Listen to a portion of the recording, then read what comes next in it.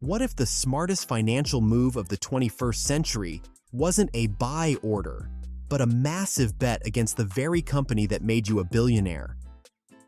Most people see Mark Cuban as the loud-mouthed owner of the Mavs or the blunt guy on Shark Tank. They see the $5.4 billion net worth and think, .com lucky. But they're missing the most cold-blooded financial maneuver in history. Today, we're stripping away the celebrity persona to look at the Cuban machine. We aren't just talking about selling garbage bags, we're talking about the zero-cost collar, the liquidity trap, and why Mark Cuban thinks the stock market is for suckers. If you want to understand how a man stays a billionaire while everyone else from his era went broke, you need to see the math behind the madness. Every billionaire has a day zero, but Cuban's begins with a unique kind of grit. Before the private jets, there were garbage bags.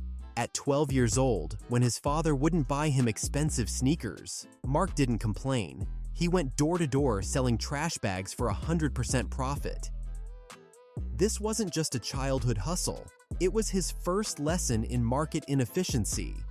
He realized that people will pay for convenience and essential needs, even if the product itself is boring. He carried this into his first real company, Micro Solutions. While others were trying to build the next big thing in tech, Cuban was just teaching people how to use the computers they already owned. He scaled that boring service business and sold it for $6 million. That was his safety net money. It allowed him to play the next game with house chips. In 1995, the game changed. Cuban and his friend Todd Wagner wanted to listen to Indiana Hoosiers basketball games while living in Texas.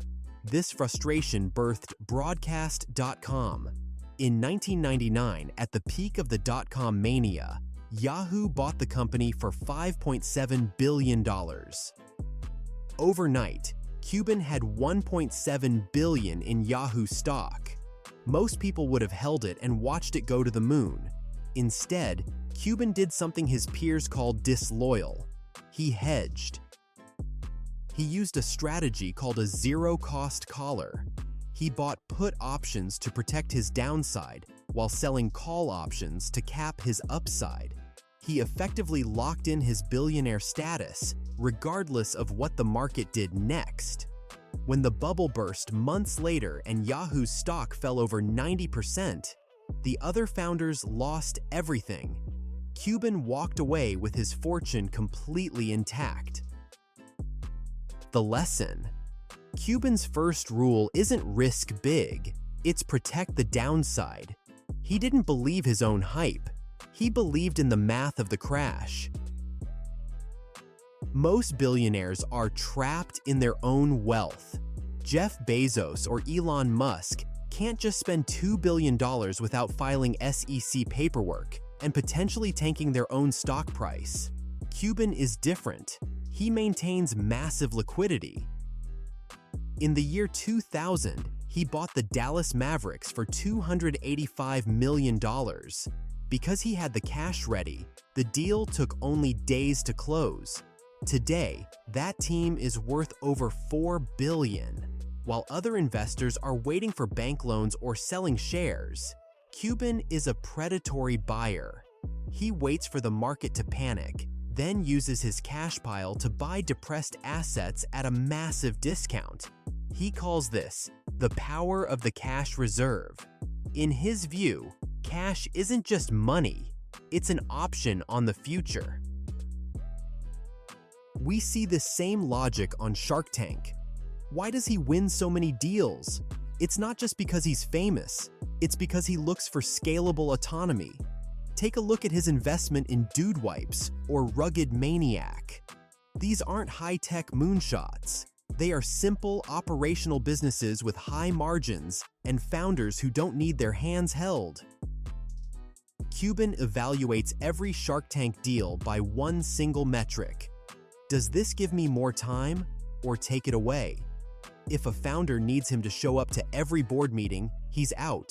He builds an army of entrepreneurs who work for him while he sleeps, allowing him to focus on the one thing money can't buy: time with his family.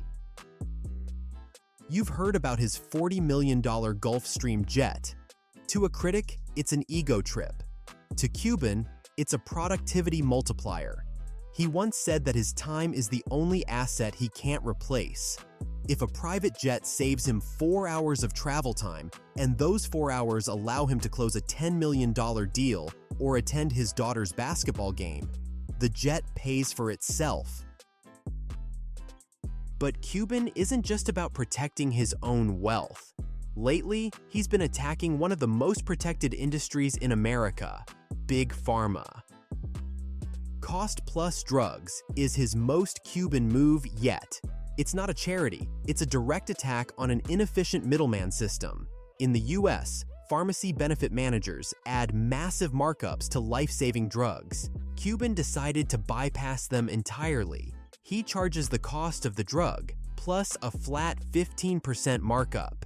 That's it. He's betting that transparency is the ultimate competitive advantage. He isn't just selling medicine, he's building a brand of trust in an industry where no one is trusted. It's the same strategy he used with the Mavericks. Find a broken culture, be the most transparent person in the room, and the value will follow. Finally, we have to talk about his advice for the average person, which most financial advisors hate. Cuban calls the stock market a game for suckers. He argues that for most people, the best investment they can ever make is paying off their own debt. Think about it. If you have a credit card with a 20% interest rate and you pay it off, you just earned a guaranteed 20% return on your money. No stock, no bond, and no crypto can guarantee that. He tells people to stop chasing market returns and start chasing guaranteed savings. It's a boring philosophy, but it's the foundation of how he thinks about risk. Mark Cuban's empire isn't built on positive vibes or manifesting. It's built on 4 specific pillars. 1. Extreme realism. Knowing when the bubble you're in is about to pop and having the guts to bet against yourself. 2. Aggressive liquidity. Staying cash heavy so you can strike while others are fearful. 3. Time arrogance. Treating your minutes like they are worth thousands of dollars. And 4. Relentless simplification. Taking bloated industries and cutting out the middleman. He's the billionaire who tells you the stock market is a gamble and that your biggest investment should be your own debt. He's not the richest man in the world, but he might be the one who figured out how to win the game without letting the game own him.